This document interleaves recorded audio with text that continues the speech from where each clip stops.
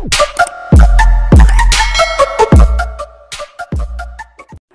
mga master! Welcome back again to our channel. Panibagong araw, panibagong kabanata na naman ang pagsumasumay natin ngayong araw na ito.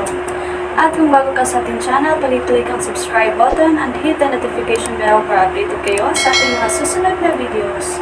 So mga master, bago natin simulan ang ating kabanata ngayong araw na ito, huwag po sana natin skip yung ads mga master, no, dahil malaking bagay na po yan sa ating munting channel. So simulan na natin kabanata ngayong araw na ito. Let's go! Kabanata 2631-2650. Kabanata 2631. Napatulala si James. Sa lugar na ito, mayroong hindi bababa sa 1,000,000 heavenly path embodiments. Paano niya magagawang lipulin silang lahat sa isang galaw? Paano ko sila lilipulin? Kailangan niyang itanong. Sabi ng misteryosong lalaki, sa unang yugto pa lang ng swordsmanship, ito ay ganap na imposible. Ang iyong unang yugto ng swordsmanship ay umabot na sa isang napakalalim na estado. Dapat mo na ngayong subukan na maunawaan ang ikalawang yugto. Kapag nakakuha ka ng mas mahusay na pag-unawa sa ikalawang yugto, maaari mong gawin ito. Ang swordsmanship ng Ancestral Swordmaster ay kilala at nakakagulat sa mga tao sa buong mundo. Kahit na hindi ko ito sinasadyang nilinang, bawat sword cultivator sa mundo ay bihasa dito. Pamilyar din ako sa ilan sa mga pamamaraan ng paglilinang nito. Ngayon, kumuha ng mas malalim na pag-unawa sa Second Sword Realm, Sword Shadow, Novel Drama. Ang anino ay tumutukoy sa silweta at hugis. Ang diskarteng ito ay mas advanced kaysa sa sword moves. Ipikit mo ang iyong mga mata at alalahanin ang sword moves na iyong natutunan. Isipin ang iyong sarili bilang isang anino, isipin ang iyong espada bilang isang anino, at isipin ang mga galaw na ginagawa mo bilang mga anino. Sa ilalim ng patnubay ng misteryosong lalaki, sinimulan ni James na linangin ang ikalawang yugto ng pagiging espada. Sa sandaling iyon, bawat sword technique na natutunan niya at pinagsama-sama ay nahati sa kanyang isipan, na bumubuo ng libu-libong sword moves. Tila may anino na may hawak na espada sa kanyang isipan. Bawat galaw ay maaring maging anino. Lumitaw sa isip ni James ang mga anino ng iba't ibang sword technique. Nagsimula siyang gayahin ang mga ito. Si James ay nakikibahagi sa isang matinding labanan sa heavenly path embodiments. Biglang naging kakaiba ang kanyang katawan. Sa isang tries, hindi mabilang na mga anino ang lumitaw sa kalangitan. Iba-iba ang hugis ng bawat anino. Ang bawat anino ay tumutugma sa iba't ibang sword moves. Kahit saan magpunta ang mga anino, ang heavenly path embodiments ay nawasak. Sa di kalayuan, mukhang natuwa ang misteryosong lalaki.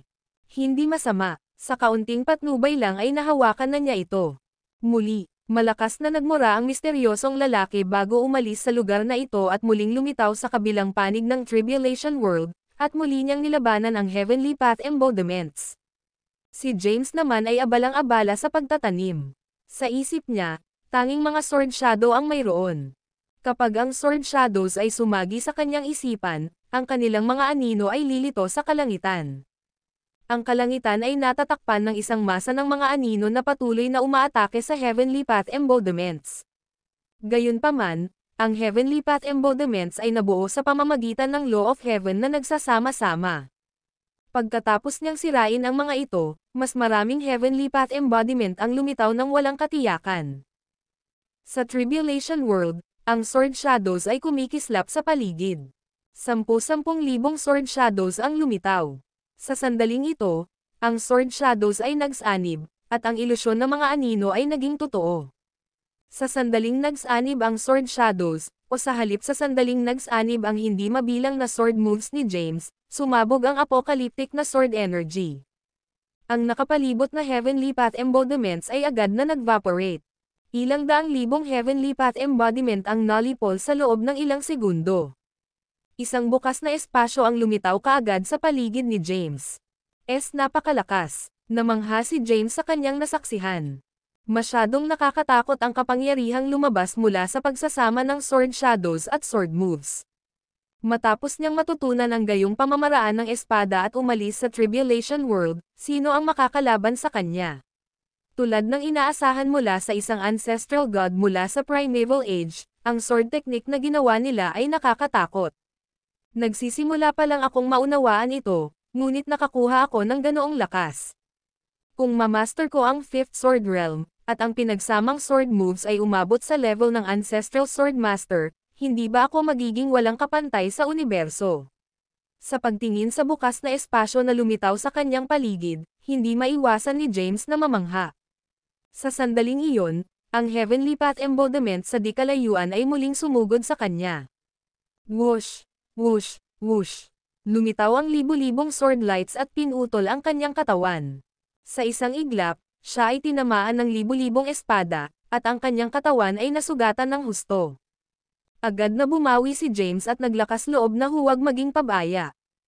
Hinawakan niya ang Yogacara sword at ipinagpatuloy ang labanan, na pinapagana ang demonic energy sa loob niya upang pagalingin ang kanyang mga sugat habang siya ay lumalakad.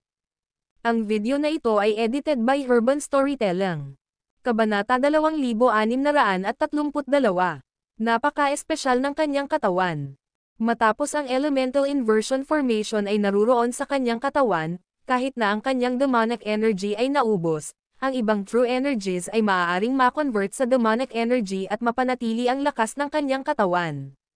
Sa sandaling nakatalyze ang demonic energy, mabilis na gumaling ang mga sugat sa kanyang katawan. Pinagmasdan ni James ang paligid. Muling nabuo sa paligid niya ang hindi mabilang na Heavenly Path embodiment. Bahagyang kumunat ang noo ni James. Kahit na nagsisimula na akong magkaroon ng insight sa Second Sword Realm, hindi ko pa rin kayang lipulin ang napakaraming Heavenly Path embodiment ng sabay-sabay. Naging problemado si James. Anak, iyon ay dahil hindi pa perpekto ang paglilinang ng iyong First Sword Realm. Kailangan mong maunawaan ang higit pang sword moves at isama ang mga ito sa First Sword Realm. Kung mas malakas ang First Sword Realm, mas malakas ang Second Sword Realm. Isang boses ang nanggaling sa di-kalayuan. Hindi pa rin ba sapat? Ungol ni James. Pumikit siya. Kasalukuyang umaasa lang si James sa instinct para lumaban. Habang nakikipaglaban, naramdaman niya ang mga sword technique ng mga Heavenly Path embodiment na ito, novel drama. Ang Heavenly Path embodiment ay nilikha sa pamamagitan ng pagtitipon ng Heaven's Law. Ang sword moves na isinagawa ng mga Heavenly Path embodiment na ito ay ang pinakakatangi-tanging sword moves sa buong universo. Bawat isang galaw ay naglalaman ng sobrang kakaibang kapangyarihan. Napakaraming Heavenly Path embodiment ang naroroon, at napakaraming sword moves ang naisagawa. Kahit na ginugol ni James ang kanyang buong buhay sa pag-aaral ng mga ito, hindi niya lubos na mauunawaan ang lahat ng ito. Gayunpaman, ito ay isang napakahalagang pagkakataon. Dapat niyang hawakan hanggat kaya niya. Ang panganib at pagkakataon ay magkakasamang umiral. Ito ay ganap na totoo. Bawat isa sa mga Heavenly Path embodiment na ito na gumaganap ng alinman sa mga diskarteng ito ng espada ay ituring na master ng swordsmanship sa labas ng mundo. Sa ngayon, ang mga masters ng swordsmanship na ito ay hindi na mga kaaway ni James. Sila ang kanyang mga guro. Sinamantala ni James ang pagkakataon at gumawa ng sama-samang pagsisikap na matuto. Nagpatuloy ang matinding labanan. Ang mga kidlat na kapigatian ay patuloy na bumagsak mula sa langit. Gayunpaman, hindi na nila nagawang saktan si James. Matapos ang napakahabang labanan, ang pisikal na katawan ni James ay nagpatuloy sa paglusot at naabot na niya ang ikalimang yugto ng Sage Rank. Immune na siya sa lakas ng kidlat na kapigatian. Gayunpaman, sa sandaling nakuha niya ang kaligtasan sa sakit, ang epekto ng pagpipino ng katawan ay makabuluhang nabawasan din. Medyo naging mahirap para kay James na isama ang sword moves sa First Sword Realm pagkatapos mag-cultivate hanggang sa puntong ito. Gayunpaman, hindi siya sumuko. Sinubukan niya tuloy. Tila hindi mabilang na taon ang lumipas, o isang segundo lang ang lumipas. Si James sa ngayon ay lumalaban lang dahil sa instinct. Ang kanyang subconscious ay ganap na nalilibang sa swordsmanship at ang pagsasama ng sword moves. Dumarami ang bilang ng mga sword moves na isinama niya. Sa mismong sandaling ito, itinoon ni James ang kanyang mga iniisip, at ang kalangitan sa lugar na ito ay natatakpan ng mga anino. Ang bawat anino ay isang katanji tanging pamamaraan ng espada. Biglang nagsanib ang hindi mabilang na mga anino sa isa. Sa sandaling sila ay nagsanib, lumakas ang katawan ni James, at isang puwersang nakakawasak sa mundo ang sumabog mula sa espada sa kanyang kamay. Ang intangible sword energy ay sumabog at kumalat. Ang lahat ay naging mga guho. Ang nakapalibot na heavenly path embodiments ay nawasak sa isang nakikitang bilis. Sa isang iglap, ang heavenly path embodiment sa paligid ay ganap na naglaho. Phew! Huminto si James, huminga ng malalim. Mabilis niyang sinuri ang paligid. Sa kanyang larangan ng pangitain, wala nang anumang heavenly path embodiments. Ang tribulation clouds sa kalangitan ay unti-unting naglalaho. Tapos na ba? Medyo natulala si James. Hindi niya alam kung gaano na siya katagal na nakikipaglaban. Siya ay pagod na pagod, parehong mental at pisikal. Hindi masama, bata. Isang figure ang lumitaw mula sa manipis na hangin. Isa siyang lalaking nakasuot ng itim na baluti. Nabasag na ang baluti sa kanyang katawan. Gulo-gulo ang buhok niya at parang ang gulo. Gayunpaman, sa kanyang magulo na hitsura, may bahid ng pagsang-ayon. Ang video na ito ay edited by Urban Storytelling. Kabanata 2633. Salamat sa iyong paggabay. Ipinahayag ni James ang kanyang pasasalamat.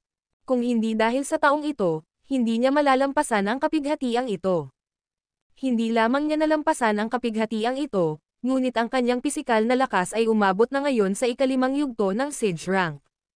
Ang kanyang sariling ranggo ay umabot na rin sa tuktok ng ikatlong yugto ng Tribulation rank. Higit pa rito, ito ang resulta ng kanyang sinasadyang pag-compress, pati na rin ang kanyang walang katapusang pakikipaglaban at pagkaubos ng True Essence. Kung hindi, habang siya ay dumaranas ng kapighatian, siya ay naging isang sage.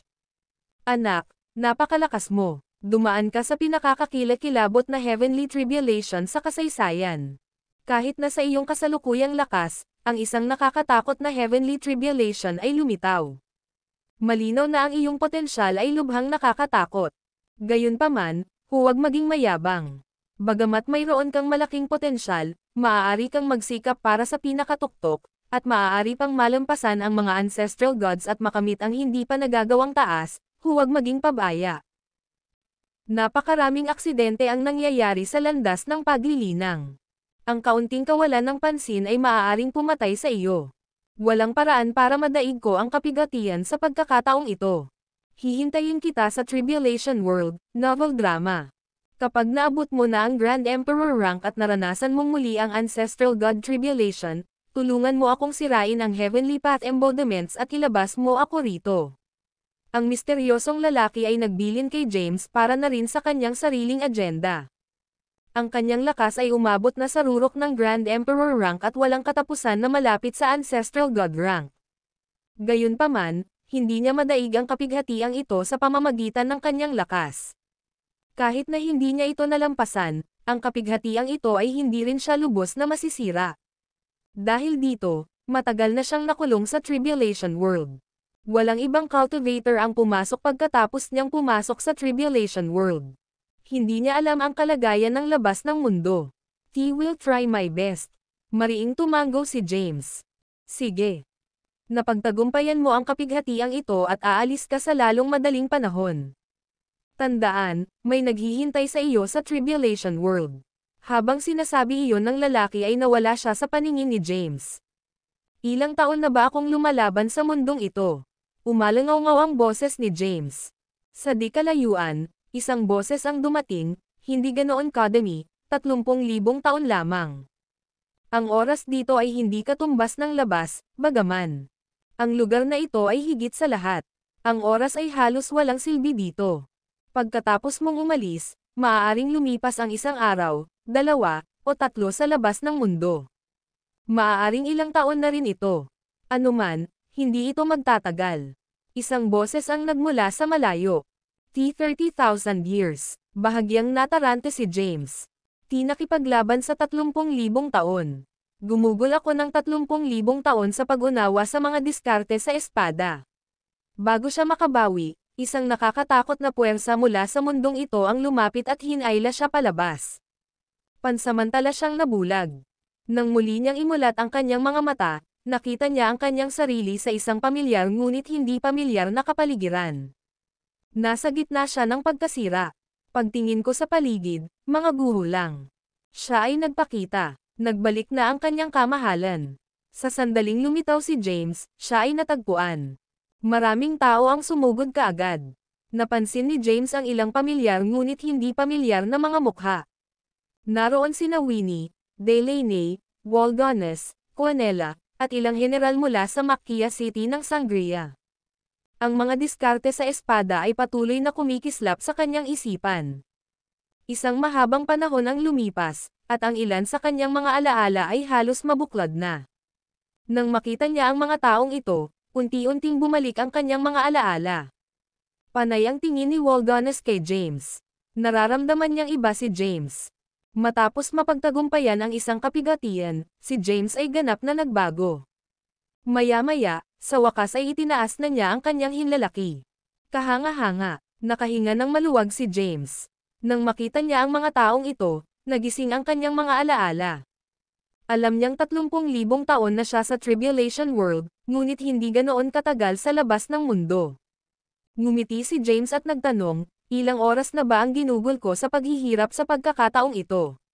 Tumingin si Waldones kay James na may kakaibang tingin at sinabing, mula nang pumasok ka sa Tribulation World, kalahating buwan na ang lumipas. Iyan ay maswerte. Nakahinga ng maluwag si James. Ang video na ito ay edited by Urban Storytelling. Kabanata 2634. Hindi gaanong oras ang lumipas, kaya't nakahinga si James. Siya ay tunay na nag-aalala na habang siya ay gumugol ng 30,000 taon sa Tribulation World, 30,000 taon na rin ang lumipas sa labas ng mundo. Ang 30,000 taon ay isang napakahabang panahon para sa kanya. Hindi niya akalain na isang araw ay lalaban siya ng walang tigil sa loob ng 30,000 taon. Si James ay kasalukuyang mukhang demonyo sa lahat. Masyadong makapangyarihan ang pamatay na hangarin na nagmumula sa kanyang katawan. Kahit na pinigilan niya ang kanyang aura, nabuo ang hangarin na pumatay sa pamamagitan ng pakikipaglaban sa loob ng ilang 10,000 taon. James, bakit kakaiba ang aura mo? Tinitigan ni Waldones si James. Maging siya ay nabigla nang maramdaman niya ang nakakatakot na pagpatay sa loob ng katawan ni James. Talaga, sinuri ni James ang sarili. Gayunpaman, hindi niya makita ang anumang kakaibang aura sa kanyang sarili. Si Winnie, na nasa malapit, ay tumingin kay James at sinabing, "It's murderous intent." Para kang isang mabangis na hayop mula pa noong unang panahon, na may walang katapusang hangarin na pumatay. Matapos marinig iyon, nahuli si James. Siya ay nakikipaglaban ng ngipin at kuko sa Tribulation World sa loob ng 10,000 taon, kaya hindi nakakagulat na siya ay may intensyong pumatay sa kanyang katawan. Gayunpaman, ang nakamamatay na layuning ito ay wala sa ilalim ng kanyang kontrol. Ito ay dahil sa ang katunayan na ang aura na ito ay nabuo sa gitna ng pagpatay, sa panahon ng labanan. Hindi ko rin alam. Hindi na masyadong nagsalita si James at iniba ang usapan, "Sige, let's go." Bumalik muna tayo sa Macchia City. Saka lang umalis ang grupo. Sa kabilang banda, ang ilang sage mula sa kaharian ng Corinth ay nababalisa. Sa kasalukuyan, sa labas ng Yoruba Valley, ang Corinthian army ay nagtipon. Ang lakas ng hukbong ito ay umabot na sa 150 milyong tao. Lahat sila ay makapangyarihang mga individual. Ang mga taong nangunguna ay ilang dose-dosenang mga sage ni Corinth. Ang pinakamakapangyarihan sa kanila ay umaban sa ikalimang yugto ng sage rank. Ang taong dumaan sa kapigatian ay maliwanag na mula sa Sangria. Hindi dapat ganoon. May sumpa si Sangria. Ang mga lalaki ay hindi maaaring manatili sa Sangria, ngunit ngayon ay may isang lalaki na nanatili sa Sangria ng higit sa 1 buwan. Anong nangyayari? Ang mga powerhouse ng Corinth ay mukhang naguguluhan. Ang heavenly tribulation ng taong ito ay masyadong nakakatakot. Ngayong may napakalakas na individual si Sangria, medyo mahirap na sakupin si Sangria. Novel drama. Atake na ba tayo ngayon o atres na tayo? Marami sa mga powerhouse ni Corinth ang nanlamig. Ang pinuno ng hukbo, ang Corinth's Chancellor ay nagsimulang magmuni-muni. After quite a while, sabi niya, "We, hold muna yung action namin. Hintayin mo akong magulat sa kanyang kamahalan." Ang kanyang kamahalan ang magpapasya. Hindi nang ahas si Corinth na kumilos ng padalos-dalos sa harapan ni James. Bumalik si James sa Macchia City. Sa kanyang pagbabalik, nagpatawag siya ng emergency meeting. Ang pulong ay dinaluhan ng ilan sa mga general ng Macchia City. Sa kasalukuyan, ang Corinthian Army ay nagtipon sa labas ng Yoruba Valley. Kung ang kanyang kamahalan ay hindi dumanas ng kapigatian, na nagpatakot sa kanila na pumasok, sinalakay na sana ng Corinthian Army ang lungsod ng Macchia. Kamahalan, ano ang dapat nating gawin ngayon? Maraming tao ang nakatingin kay James. Bahagyang iwinagayway ni James ang kanyang kamay at sinabing, walang dapat ipag-alala. Ngayon, bantayan na lang ang bawat kilos ng Corinthian Army. Medyo napagod ako sa pagdaan sa Heavenly Tribulation. Magpapahinga muna ako. Pagkatapos magsalita ni James, tumayo siya at lumabas ng main hall. Pumasok siya sa looban ng City Lord's Mansion at pumunta sa kanyang silid. Agad niyang nakipag-ugnayan kay Sophie, na nasa Celestial Abode. MS. Sophie. Ang video na ito ay edited by Urban Storytelling. Kabanata 2635. Natutuwa akong marinig mula sa iyo, Brat. Ang boses ni Sophie ay nanggaling sa loob ng Celestial Abode. 30,000 years na ang nakalipas, at sa wakas ay nagpakita ka na. Akala ko pa nga ay pinatay ka ng Heavenly Tribulation. 30,000 taon. Bumulong si James, pagkatapos ay nagtanong, gumugol ako ng 30,000 taon sa Tribulation World. Hindi kaya't gumugol ka rin ng 30,000 taon sa Celestial Abode. Tama, sabi ni Sophie, palagi mong kasama ang Celestial Abode. Kahit na ang koneksyon sa pagitan mo at ng Celestial Abode ay naputol ng isang uri ng misteryosong puwersa, ang Celestial Abode ay talagang nasa Tribulation World. Ang dami ng oras na ginugol mo doon ay katumbas ng tagal ng oras na ginugol ng mga tao sa Celestial Abode doon. Kaya ganyan, naliwanagan si James. Pagkatapos ay biglang may nangyari sa kanya, at nagtanong siya, kumusta ang hukbo ng 400,000 lalaki sa Celestial Abode? 30,000 taon na ang lumipas. Nadagdagan ba ng husto ang kanilang lakas? Ang boses ni Sophie ay nanggaling sa Celestial Abode. Sinabi niya, sa hukbo ng 400,000 lalaki, hindi lahat ng tao ay tumaas. Dahil ang espiritual na ugat ay mahalaga sa paglilinang, ang mga taong kulang nito ay hindi maaaring maging sage. Ang karamihan sa 400,000 tauhan ng hukbo ay naging sage na. Ang mga may malaking lakas ay umabant pa sa ika-7 o ika-8 yugto ng sage rank. At ang mga may mahinang lakas ay umabot lamang sa ika-3 yugto ng tribulation rank. Maaaring hindi na bumuti ang kanilang lakas, ngunit hindi ito tiyak. Kung gagamitin natin ang bunga ng body, maaari nating puwersahang dagdagan ang kanilang lakas, na nagpapahintulot sa kanila na makapasok sa sage rank sa pamamagitan ng puwersa. Matapos marinig ang kanyang mga salita, nagtanong si James, marami na ba ang nakapasok sa sage rank? Ma'am, sabi ni Sophie, 300,000 tao ang nakapasok sa sage rank. Mayroon ding humigit kumulang 10,000 tao na umabot sa ika-7 o ika-8 yugto ng sage rank. Pagkatapos niyang marinig ang tungkol dito, tuluyan na siyang gamaan. Sa hukbong ito ng 400,000 kalalakihan, kakayanin niyang harapin ang anumang sakuna kapag bumalik siya sa Earth muli. By the way, ano ba talaga ang pinagdaanan mo? Tanong ni Sophie. Inilarawan ni James ang lahat ng nangyari sa kanya pagkatapos niyang pumasok sa Tribulation World. Matapos pakinggan ang pagkukwento ni James, nakangiting sinabi ni Sophie, para sa iyo, nagsilbing learning experience ito. Dumaan ka sa pagsubok na ito at naglatag ng matibay na pundasyon para sa iyong landas sa paglilinang. Mayroon kang magandang kinabukasan sa hinaharap. Tuwang-tuwa si Sophie. Si James ay nakipaglaban sa loob ng 30,000 taon at nahawakan ang elemental inversion formation sa panahon ng labanan. Natutunan niya ang maraming magagandang diskarte sa espada at isinama ang mga ito sa First Sword Realm. Kabisado pa niya ang Second Sword Realm. Sa dalawang Sword Realms na ito, sapat na ang kapangyarihan ni James para agawin ang kapangyarihan ng buong mundo at maging isang higanti, novel drama. Gayunpaman, ito ay simula lamang ng landas ng paglilinang ni James. Tungkol sa misteryosong lalaki sa Tribulation World, si Sophie ay napaka-curious din. Gayunpaman, maraming makapangyarihang magsasaka noong unang panahon. Ito ay hindi pangkaraniwan para sa isang tao na nakulong sa Tribulation World habang dumadaan sa Ancestral God Tribulation. Umupo si James sa kama at nakipagkwentuhan kay Sophie. 30,000 taon. Siya ay gumugol ng 30,000 taon sa Tribulation World. Sa Celestial Abode, ang mga tao mula sa Earth ay nanatili doon at nilinang din ng 30,000 taon. Labag sa langit ang paglilinang. Kung mas mataas ang cultivation base, mas mahirap makakuha ng lakas, na ginagawang mas mahirap ang mga tagumpay.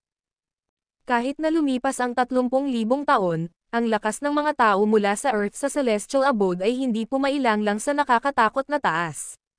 Sa pakikipag-usap niya kay Sophie, nalaman ni James na ang pinakamalakas na tao sa Celestial Abode ay ang mga nakainom ng dugo ng dragon noon. Ang mga benepisyo ng dugo ng dragon ay naging maliwanag habang ang kanilang mga hanay ay umunlad. Sa pangkalahatan, ang mga individual na ito ay nagbahagi ng katulad na antas ng lakas. Nasa paligid sila ng ika-15 yugto ng Sage Rank. Phew! Huminga ng malalim si James. Naisip niya na kapag nalampasan na niya ang Heavenly Tribulation, ang kanyang lakas ay hihigit sa lahat ng tao sa Earth. Hindi niya inaasahan na habang hawak niya ang espada, ang mga tao ng Earth sa Celestial Abode ay hindi rin nagtipid sa paglilinang. Nagpatuloy sila sa paglilinang ng mahigpit, naiwan siya sa malayo. Pagkatapos ng maikling pakikipag-usap kay Sophie, nahiga si James sa kanyang kama at nagpahinga. Napagod siya. Siya ay lumaban ng walang humpay sa loob ng 30,000 taon. Sa loob ng 30,000 taon na ito, nang ahas na hindi huminto kahit isang segundo. Simula nang huminto siya, wala nang naghihintay sa kanya kundi kamatayan. Ang labanan ng 30,000 taon ay nagtanim sa kanya ng ugali na automatikong lumaban. Ang kanyang katawan ay lumalaban ng katutubo habang ang kanyang isip ay nakakaunawa sa espada. Ngayong nakaka-relax na siya, nakaramdam siya ng pagod sa buong katawan. Nakahiga sa kama, ayaw niyang gumalaw. Ang video na ito ay edited by Urban Storytelling. Kabanata 2636. Lumuwag na ang mahigpit na nerbiyos ni James sa mga sandaling ito. Nang makapagpahinga na si James ay dumating ang kanyang pagod. Mabilis siyang nakatulog ng mahimbing habang nakahiga sa kama. Si James ay natutulog, ngunit si Walgones at ang iba pa ay nagtipon sa pangunahing bulwagan. Itinuring ni Walgones ang maraming general at sinabing, nagtagumpay ang kanyang kamahalan sa makalangit na kapigatian. Ang kanyang ranggo ay tumaas din ng husto. Siya ay bumangon mula sa ikatlong yugto ng Yogacara hanggang sa tuktok ng ikatlong yugto ng Tribulation Rank. Ngayon, isang hakbang na lang siya mula sa Sage Rank. Anuman, ang aura sa kanyang kamahalan ay masyadong nakakatakot. Ito ay walang hangganang mamamatay tao na layunin na napakahirap mabuo. Kakailanganin ng isa na pumatay ng hindi mabilang na buhay na nilalang. Matapos marinig iyon, si Winnie, na nasa pangunahing bulwagan, ay tumingin kay Walgones at nagtanong, ano ang ibig mong sabihin dyan? Kumunot ang noo ni Walgones at sinabing, pinapaalalahanan ko lang ang lahat na kapag nakontrol na ng kanyang kamahalan ang layunin ng pagpatay sa kanyang katawan at mawala ang kanyang isip, ito ay lubhang nakakatakot. Sa puntong iyon, ang buong sangria ay magdurusa. Mukhang ayos sa akin ang kanyang kamahalan. Medyo kakaiba lang ang aura niya, yun lang, ani Winnie. Bahagyang iwinagayway ni Walgones ang kanyang kamay at sinabing, never mind, novel drama. Dito na natin tatapusin ang ating talakayan tungkol sa kanyang kamahalan. Ang Corinthian Army ay kasalukuyang nagtitipon sa labas ng Yoruba Valley. Kapag naglunsad ng pag-atake ang Corinthian Army, ano ang dapat nating gawin? Huminga ng mahina si Winnie at sinabing, kahit gaano pa sila karami, papatayin ko silang lahat. Napasulyap si Walgones kay Winnie at sinabing, mag-isa ka. Oo, mag-isa. Tinitigan ni Winnie si Walgones. Bagamat hindi niya makita si Walgones at hindi alam ang lakas nito, wala siyang takot. Kabataan. How nonsensical, walang pakialam na sabi ni Walgones, saka tumalikod at naglakad palayo. Bago siya umalis, sinabi niya, mag-uusap tayo pagkatapos ng sapat na pahinga ng kanyang kamahalan. Nalaman din ng emperador ng Corinth, Zandales, ang tungkol kay James na nagtagumpay sa kapigatian sa panahong ito. Alam niya na naranasan niya ang pinaka-nakakatakot na 9th rango na Heavenly Tribulation, at alam niya na ang kapangyarihan ng kanyang Heavenly Tribulation ay nakakatakot. Ang isang nag-iisang tao na dumaan lamang sa kapigatian ay mayroon kayong lahat sa ganoong takot. Hinampas ni Zandales ang mesa sa galit. Tapos, nagutos siya. Ipasa ang order. Aatake ang buong puwersa.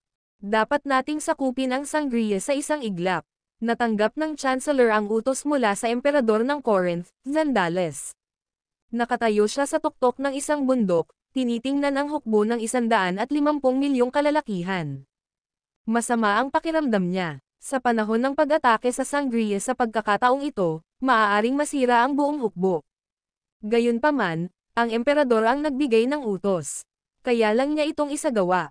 Kasalukuyang gabi noon, casual na kumaway ang Chancellor, at lumitaw ang isang command flag mula sa kanyang palad. Ang command flag na ito ay nakahover sa mid-air, na nagmumula sa gininto ang liwanag. Sa likod niya, nakita ng 150 milyong sundalo ang command flag na ito. Magtipon. Ito ang command flag para umatake. Agad na nagtipon ang hukbo ng 150 milyong kalalakihan. Pagkatapos nito, habang tinatawagan ng command flag, sila ay nagmarcha pasulong. Dumaan sila sa Yoruba Valley, pumasok sa Sangria, tumawid sa rehiyon na winasak ng Heavenly Tribulation, at dumiretso sa Macchia City. Hindi pa madaling araw, pero maririnig na ang tunog ng mga sirena sa buong Macchia City. Habang malakas ang ingay ng mga sirena, naka-standby ang buong hukbo. Nasa panaginip si James. Nanaginip siya na nakabalik na siya sa Earth at nakilala si Thea.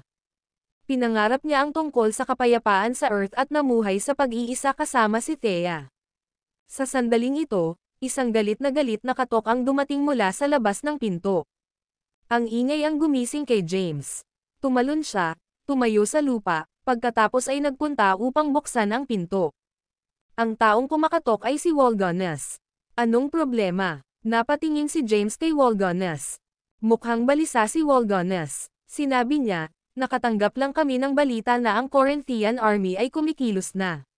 Nagsuot si James ng ekspresyon ng kawalang interes. Aniya, ano ang dapat ipag-alala? Malayo pa rin ang Macchia City mula sa Yoruba Valley. Ang Corinthian Army ay mangangailangan ng ilang araw bago makarating sa Macchia City. Medyo pagod na ako. Huwag mo akong pakialaman. Magpapahinga na ako. Ang video na ito ay edited by Urban Storytelling. Kabanata 2637. Pagkatapos niyang magsalita ay bumalik si James sa kwarto. Muli siyang humiga sa kama. Sa kanyang kasalukuyang lakas, hindi siya natatakot sa Corinthian Army. Kahit na hindi gumamit ng puwersa sa loob ng Celestial Abode, kaya niyang pangasiwaan ang ilang dosenang siege ni Corinth at ang hukbo ng mahigit 100 milyong lalaki ng mag-isa. With a carefree expression, nagpahinga siya. Si Waldones naman ay nakakunot ang noo sa labas ng pinto. Ayaw niyang masira si Sangria ng ganoon lang. Kung masisira si Sangria, masisira ang kanyang mga plano. Maaaring ang brat na ito ay may isang bagay na maaaring iwasan ang pag-atake ng Corinthian Army. Bulong ni Waldones. Dahil hindi nababalisa si James ngayon, walang kabuluhan na mag-alala siya. Kung talagang nanganganib na mapahamak si Sangria, hindi na niya itatago ang kanyang lakas at agad na sisirain ang Corinthian Army. Alam ng buong lungsod ng Macchia na kumikilos ang Corinthian Army. Ang mga sundalo ng Macchia City ay nagsuot ng mga seryosong ekspresyon. Buong alerto sila, handang lumaban sa hukbong Corinthian hanggang kamatayan, novel drama. Mamatay man sila sa labanan, hindi sila papayag na makapasok ang Corinthian Army sa Macchia City. Ang mga sundalo ng lungsod ng Macchia ay pawang tensyonado. Si James naman ay nanatili sa kanyang kwarto at nagpahinga. Sa isang kisap mata, 3 araw na ang lumipas. Lumabas ng kwarto si James. Maraming tao ang nakatayo sa labas. Naroon sina Waldones, Quanella, Winnie, Delaney, at ilang general. Nang makita ni Quanella si James na lumabas, hindi niya maiwasang lumapit sa kanya, lumuhad ang isang tuhod, at sinabing, "Kamahalan, malapit na ang Corinthian Army sa lungsod ng Macchia. Tinatayang makakarating sila sa Macchia City sa isang araw." Bago pa makapagsalita si James ay sabik na si Winnie na kumilos. Sinabi niya, "Kamahalan, pakiusap bigyan mo ako ng utos na pamunuan ang hukbo sa labas ng lungsod at isama ang Corinthian army sa isang matinding labanan." Sinulyapan ni James si Winnie, ang kanyang mukha ay walang sigla, at sinabing, "Anong ginagawa mo rito?" Pagkatapos sabihin iyon, tumingin siya sa mga taong naruroon at sinabi sa kanila, "Manatili kayong lahat sa Macchia City. Pupunta ako makipagkita sa Corinthian army." Nang marinig iyon, marami ang natulala. Tinitigan ni Waldones si James at nagtanong, "Kamahalan, ang sinasabi mo ay gusto mong labanan ang ilang dose-dosenang mga sage at ang hukbo ng 150 milyong kalalakihan ng mag-isa? Anong meron? Hindi ba pwede?" Tanong ni James bilang sagot. Natarante si Waldones. Alam na alam niya ang arsenal ng ultimate moves ni James. Gayunpaman, gaano man karaming ultimate moves at trump card ang taglay niya, hindi mataas ang kanyang ranggo. Hindi pa siya nakakapasok sa sage rank. Paano niya magagawang labanan ang dose-dosenang mga sage? Paano niya magagawang labanan ang hukbo ng 150 milyong kalalakihan? Kahit na tumayo lang ang hukbo roon at hayaan siyang patayin sila, magtatagal siya para pangalagaan ang bawat isa sa kanila. Napansin ni James ang pag-aalala sa mukha ng lahat. Nakangiti niyang sabi, "Magiging maayos din." Lumapit si Winnie at sinabing, "Kamahalan, sasama ako sa iyo." Lumapit din si Delaney at sinabing, "Pupunta rin ako." Sa napakaraming tao na naroroon, pareho nilang tinuring ang kanilang mga sarili bilang kanyang mga subordinate. "Hindi na kailangan. Ayos lang ako mag-isa. Dito na kayong lahat." Nang matapos magsalita si James, tumalon siya at agad na lumitaw sa langit. Pagkatapos ay lumipad siya palabas ng Macchia City at hindi nagtagal ay nawala sa kanilang paningin. Hindi nakinig si Winnie kay James. Sa sandaling umalis si James, sinundan siya nito at umalis sa Macchia City, hinahabol si James. Nang mapansin ito ni Delaney, sumunod siya at umalis din sa lungsod. Bahagyang kumunat ang noo ni Waldones, pagkatapos ay agad na itinuro, "Stay put. Susundan ko sila at titingnan ko." Nang matapos siyang magsalita, sinundan sila ni Waldones at umalis din sa lungsod. Pagkaalis ng lungsod, mabilis na lumipad si James. Matapos ang halos kalahating araw na paglipad, nakita niya ang isang hukbo sa unahan niya. Ang hukbo ay umuusad na parang tubig, na humahampas ng mga ulap ng buhangin sa hangin. Ang video na ito ay edited by Urban Storytelling. Kabanata 2638. Nakita ni James ang Corinthian army. Maraming tao sa kanyang larangan ng pangitain. Sila ay malapit na nakaimpake, gumugulong na parang tidal wave. Sa likod ng hukbo ay ilang lumilipad na mga barkong pandigma. Ang bawat lumilipad na barkong pandigma ay napakalaking, na may kakayahang magdala ng hindi bababa sa milyon-milyong tao. Nakatayo siya sa hangin, nakatalikod ang mga kamay, kalmado ang mukha. Sa sandaling ito, ang ilang sage ay nagtipon sa isang lumilipad na barkong pandigma ng Corinthian army sa gitna. Ang pinuno ay ang Chancellor ni Corinth. Ang Chancellor ni Corinth ay pinangalan ng Eupheius Jule. Dati siyang disipulo ng Corinth sect at bihasa sa sining ng panghuhula. Huminto ang lumilipad na barkong pandigma. "Anong nangyayari?" tanong ni Chancellor Eupheius. Magulat, lumapit ang isang sundalo, lumuhad ang isang tuhod sa lupa, at nagsabi, "Chancellor, may humahad lang sa daanan sa unahan." Ilang tao? Isa. Galit na galit si Chancellor Eupheius. He snapped, "Sagasaan mo na lang sila. Hindi namin maaaring payagan ang isang tao na maging sanhi ng pagkaantala sa aming paglalakbay." "Chancellor, medyo malakas ang aura niya." Tumayo ang Chancellor at sinabing, "Pearl, go check it out." Tumayo siya at dirdiretsong lumipad. Maraming sage ang nakasunod sa kanya. Mabilis silang lumipad. Hindi nagtagal ay dumating sila sa pinakaharap ng hukbo at nakita si James na nakatayo sa gitna ng hangin sa harapan nila. Nakasuot ng itim na roba si James. Ang kanyang mga kamay ay nasa likod niya, at siya ay may katahimikan sa kanyang mukha. Hindi alintana, ang gayong tao ay nagpapalabas ng nakakatakot na aura. Ang aura na ito ay mamamatay tao. Natuklasan ng hukbo sa unahan ang nakamamatay na hangarin na ito at hindi ng ahas na sumulong ng madalian. Nakakatakot na aura. Naramdaman ng Chancellor ang pamatay na hangarin na nagmumula sa loob ng katawan ni James. Bahagyang kumunot ang noo niya. Kaagad pagkatapos, lumapit siya sa kanya, tumayo sa himpapawid, at tumingin sa kanya. Binati niya ito at sinabi, "Sino po kayo? Bakit mo hinaharangan ang landas ng Corinthian Army?" Bahagyang ngumiti si James at sinabi, "Sa kabila ng pagiging isa sa pinakamakapangyarihang bansa sa mundong ito, hindi mo ba alam na ang emperador ng Sangria ay napalitan na? Posible bang hindi mo alam na ang emperador ng Sangria ay kasalukuyang lalaki?" Talagang alam ni Corinth ang impormasyong ito. Matapos marinig ang mga salitang ito, hinubad ni Chancellor Ephios ang pagkakakilanlan ni James. Siya ang kasalukuyang emperador ng Sangria. Sa sandaling ito, lumitaw din sa likod ni James sina Winnie, Delaney, at Waldones. Gayunpaman, hindi sila lumalapit. Nakatingin lang sila sa malayo. Lahat sila ay gustong makita kung paano haharapin ni James ang hukbong ito ng 150 milyong kalalakihan. Kumunot ang noo ng ilan sa mga sage ni Corinth.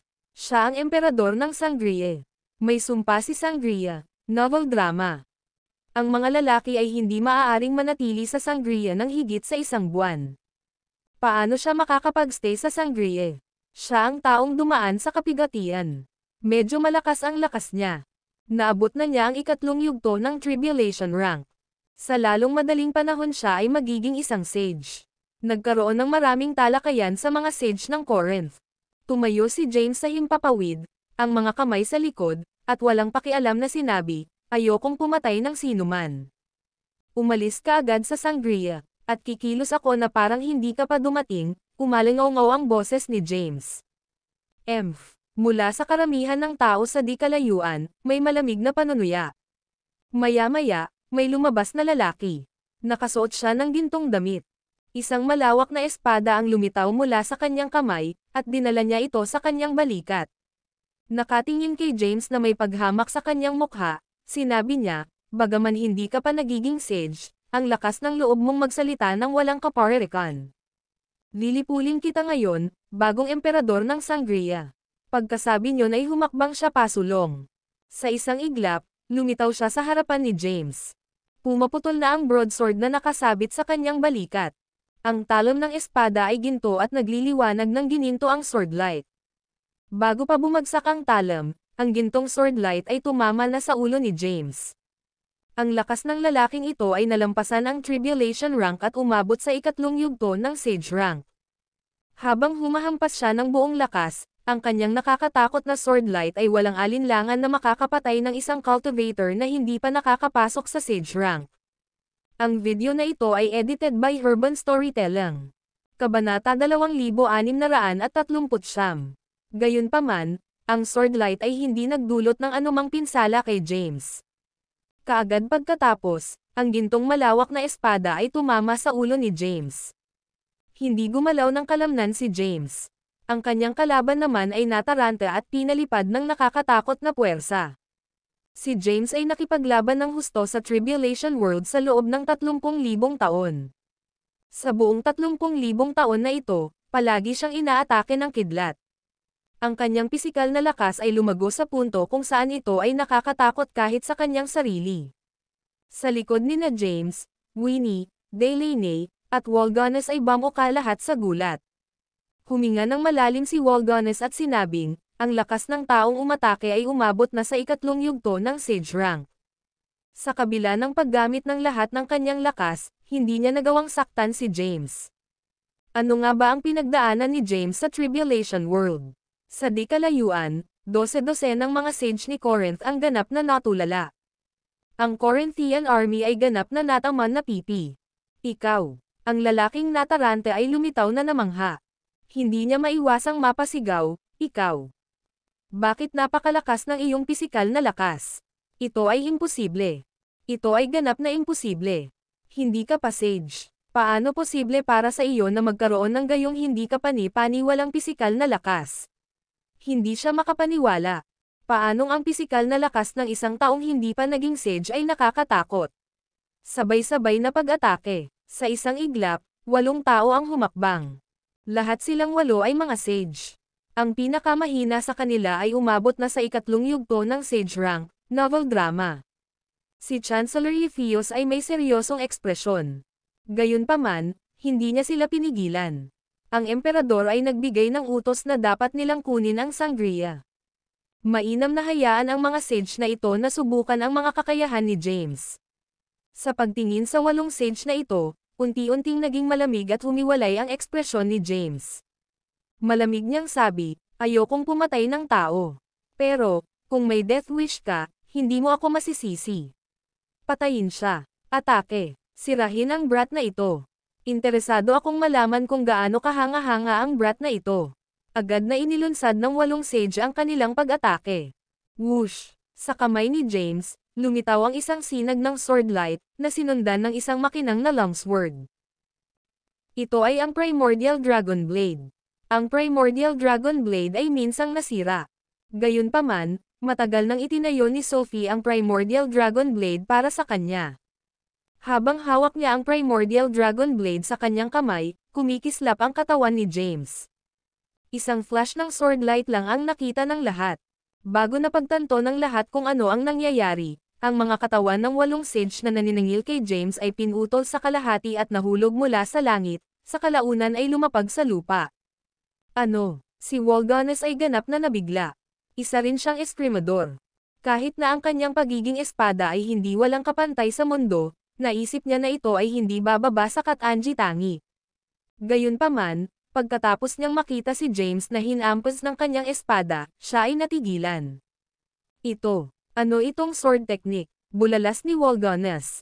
Sa malayo, ang Chancellor ni Corinth, si Ilphios, at ang iba pang mga sage ay ganap na naguguluhan. Sa 8 sage, ang pinakamahina ay nasa 3 yugto ng sage rank. Lahat sila ay sabay-sabay na umatake, ngunit lahat sila ay talagang napatay sa isang iglap sa isang galaw. Ang mas mahalaga ay hindi nila makita ng malinaw kung paano hamampas si James ng kanyang espada. Bumalik si James sa kanyang unang pwesto at iniligpit ang Primordial Dragon Blade.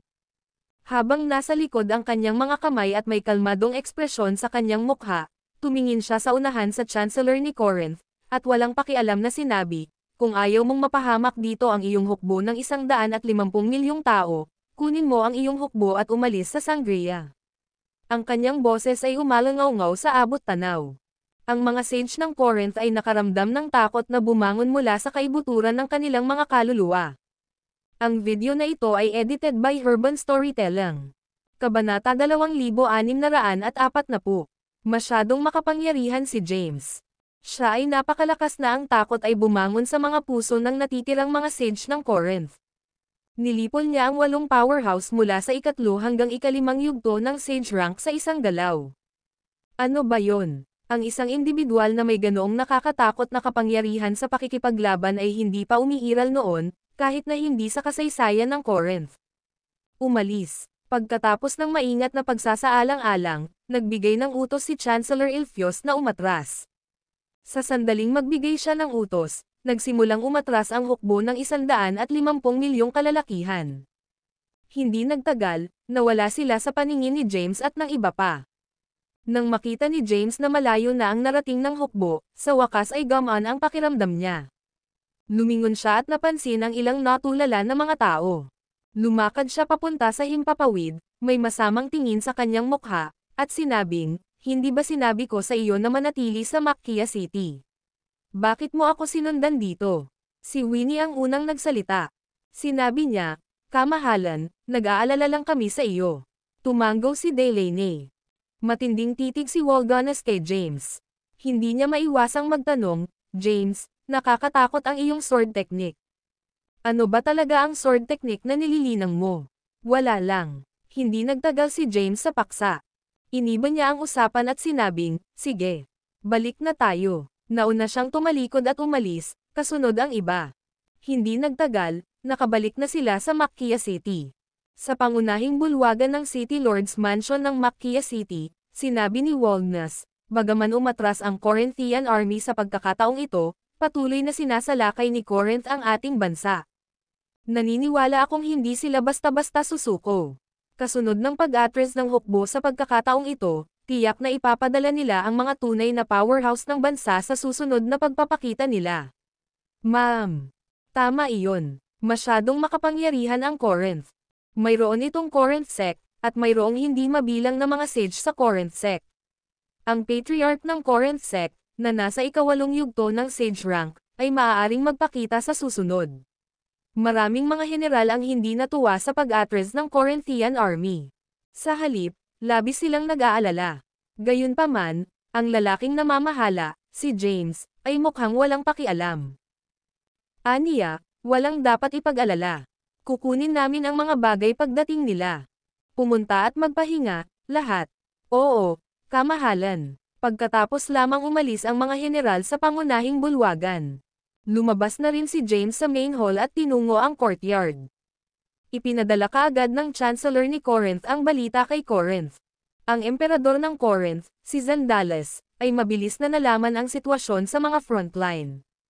Napatay niya ang 8 sage sa isang suntok nang ang pinakamalakas sa kanila ay nasa ikalimang yugto ng sage rank.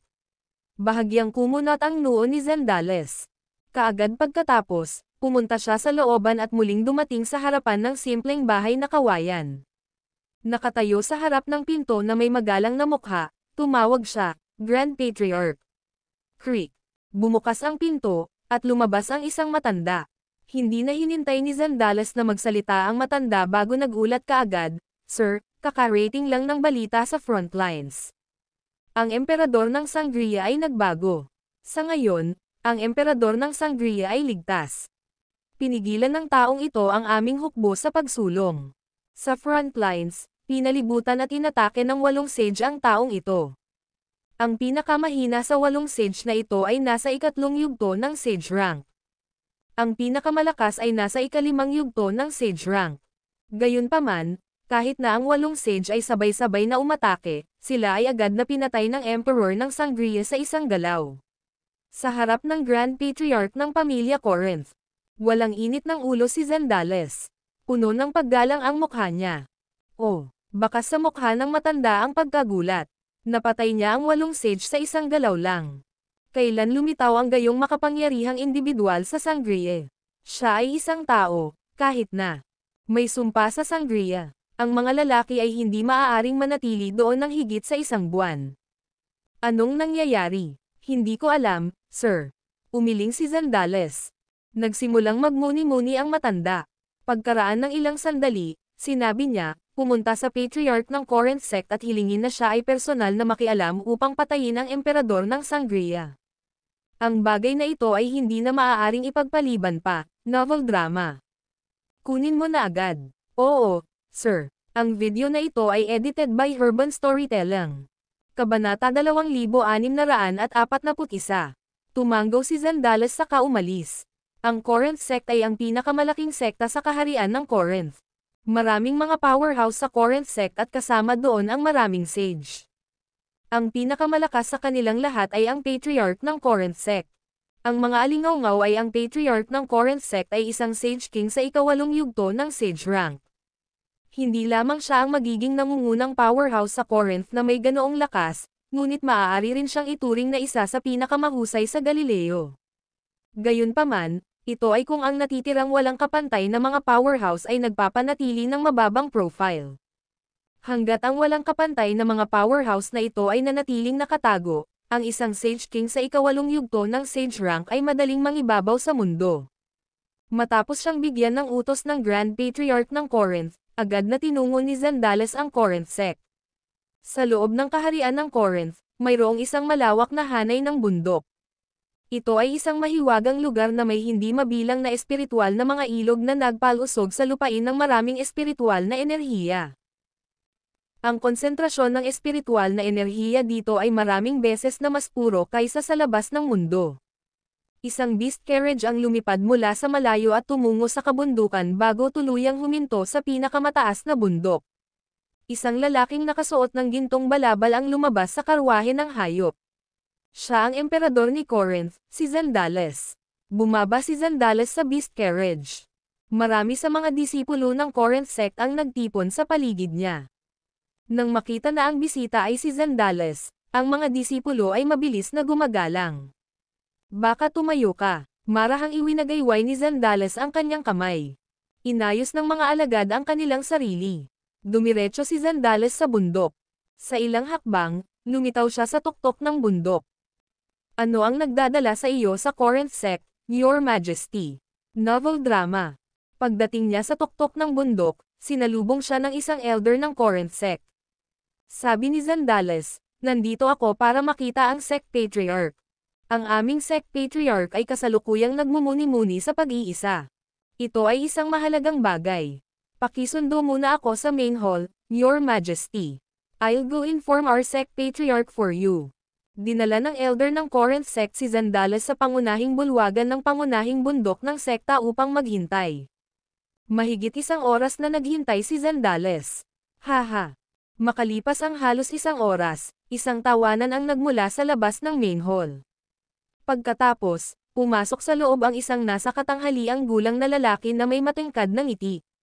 Mukha siyang mga 40 taong gulang at nakasuot ng beige na damit. Nagbigay siya ng kakaibang kilos. Kamahalan. Pumasok ang lalaki sa main hall at pinagsalikop ang kanyang mga kamao. Agad na tumayo si Zandales at sinabing, "There's no need for formalities, sir, come sit down and let us talk." Umupo ang nasa katanghaliang gulang na lalaki, tumingin kay Zandales, at nagtanong. May makabuluhang nangyari ba? Ano ang nagdadala sa iyo hanggang sa Corinth sect? Tumanggaw si Zandales na may tame time na ekspresyon. Ipinaliwanag niya ang sitwasyon sa frontline ng digmaan. Ang ating Corinthian army ay umatras sa Yantarg Canyon. Inutusan ako ng Grand Patriarch ng aking pamilya na yayain ka palabas ng bundok para alisin ang bagong hinirang na emperador ng Sangria. Hanggat siya ay namatay, si Sangria ay hindi magiging anumang banta sa atin. Ang Patriarch ng Corinth sect ay nakinig ng mabuti. Sinasabi mo na isa siyang powerhouse na pumatay ng 7 hanggang 8 sage. Nagsalubong ang mga kilay ng sect Patriarch. Sumagot si Zandales, oo. Gayunpaman, ayon sa mga mapagkakatiwalaang mapagkukunan, kamakailan lang ay nalampasan niya ang kanyang kapigatian. Siya ay kasalukuyang nasa 3 yugto ng tribulation rank at hindi pa siya sage. Paano ito posible? Hindi makapaniwalang tanong ng sect patriarch, kung hindi pa siya sage, paano siya magkakaroon ng lakas na pumatay ng napakaraming sage sa isang iglap? Mataimtim na sinabi ni Zandales, iyan ang pinakakakaibang bagay sa kanya. Ikaw lang ang tao sa Corinth na makakapatay sa kanya. Hindi natin siya maaaring hayaang mabuhay at dapat siyang alisin sa lalong madaling panahon. Ang Grand Patriarch ng aking pamilya ay wala ng maraming oras na natitira. Bago siya pumasa, kailangan nating alisan ng takip ang sikreto sa Sangria at ang sumpa ng mundong ito. Pagkatapos ng maikling pagninilay-nilay, sinabi ng sect patriarch, dahil ito ay isang utos na direktang ibinigay ng Grand Patriarch, nararapat lamang na ako ay sumunod. Maghahanda ako kaagad at aalis patungong Makia City sa Sangria upang mag-imbestiga. Salamat, sir. Ang video na ito ay edited by Urban Storytelling. Kabanata 2642. Samantala, bumalik si James sa terrace ng City Lord's Mansion. Sinundan siya ni Quanella. Umupo si James sa isang gazebo sa likod bahay at nagpahinga. Tumingin siya kay Quanella, ang nakabaluti na babaeng general, at nagtanong, anong problema? May kailangan ka ba? Seryosong sinabi ni Quanella, kamahalan, ang hari ng Corinth ay palaging isang mapaghiganting tao. Pinatay mo ang marami sa mga sage ni Corinth, kaya malamang na magtataglay sila ng sama ng loob laban sa iyo. May hinala ako na ang patriarch ng sekta ng Corinth ay susubukan at bawiin ka. Bahagyang iwinagayway ni James ang kanyang kamay at sinabing, walang dapat ipag-alala. Ipaubaya mo na lang sa akin ang mga bagay na ito. Anyway, I have something for you to do. Ibigay ang iyong mga utos, kamahalan. May mga chismis na ang Crep Myrtle Divine Sword na makikita sa Crep Myrtle Sword Pavilion ay nawala. Narinig ko rin ang tungkol sa nawala na Imperial Jade Seal ng Sangria. Gusto kong ipahayag mo sa mundo na hinahanap namin ang 2 item na ito, at lubos naming gagantimpalaan ang sinumang magbibigay sa amin ng impormasyon, utos ni James. Hindi nababahala si James tungkol sa mga gawain ni Sangria. Ang prioridad niya ay makuha ang mana sa Crep Myrtle Sword Pavilion at ay ando ang sumpa ni Sangria sa lalong madaling panahon, pagkatapos ay humanap ng paraan upang makabalik sa Earth. Understood, ay broadcast ko kaagad ang announcement. Tumanggaw si Quanella, saka tumalikod para umalis. Pagkaalis ni Quanella, pumunta si Waldones para makita si James. Lumapit si Waldones at umupo sa isang upuang bato sa tapat habang nakatitig kay James na may kakaibang ekspresyon. Hinawakan ni James ang mukha niya at tinanong, bakit ka ganyan makatingin sa akin? May dumi ba sa mukha ko? Umiling si Waldones at sinabing, hindi. Nararamdaman ko lang na malaki ang pinagbago mo. Ano ang naranasan mo sa Tribulation World, at paano lumakas ng husto ang iyong lakas? Gayon din, paano mo natutunan ang gayong kahangahangang pamamaraan ng espada? Mukhang mas marami kang alam kaysa sa ipinaalam mo, batay sa katotohanan na alam mo ang tungkol sa Tribulation World. Curious na tumingin si James kay Waldones. Ngumiti si Waldones at nagsabi, nabasa ko ang tungkol dito sa ilan sa mga sinaunang aklat ng aking sekta at naghula lang ako. Hindi ako sigurado kung tama ako. I didn't really do that much. I just went through my tribulation. Dahil naintindihan ni James ang layunin ni Waldones, hindi siya nagtiwala sa lalaki. Kaya, tumanggi siyang magpahayag ng labis kay Waldones. Matapos ma-master ang mga diskarte sa sword fighting ng Ancestral Swordmaster sa Tribulation World, hindi na niya hinanggad ang pamana ng swordsmanship sa Crep Myrtle Sword Pavilion. Gayunpaman, kailangan pa rin niyang alisin ang sumpa kay Sangria. Ang pag-alis ng sumpa ni Sangria ay napakahalaga sa pagbubukas ng selyo kay Galileo. Kung hindi, hindi siya makakaalis at makakabalik sa Earth. Anong wala? Wala ka bang tiwala sa akin? Novel drama. Tinitigan ni Waldones si James. Umiling si James at sinabing, hindi naman sa wala akong tiwala sa iyo, pero wala talaga itong kahalagahan. Itinuro sa akin ng isang may mataas na kakayahan na senior ang sword technique ko. I was warned not to divulge his information. So forgive me for keeping it from you. Nang marinig ito, hindi na itinuloy ni Waldones ang paksa. Tumayo siya at sinabing, kasalanan ko kung bakit masyado akong nag-iingat. I'll take my leave now. Pagkatapos magsalita, agad na umalis si Waldones. Si James naman ay matamlay na naginat ng katawan. Sa mga sumunod na araw, nanatili si James sa Macchia City. Nalaman ni James na ang Corinthian Army ay hindi sumuko sa kanilang mga plano sa pag-atake at nakaistasyon pa rin sa Yantard Canyon. Matapos malaman ang tungkol sa balita, sumimangot si James at Bamulong, they're very persistent, it seems we'll have to beat them thoroughly before they are willing to withdraw their forces completely.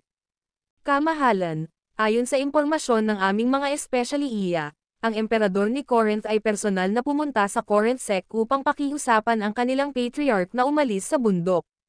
Nag-aalalang sinabi ni Quanella, batay sa mga chismis, ang patriarch ng Corinth sect ay nasa ikawalong yugto ng sage rank.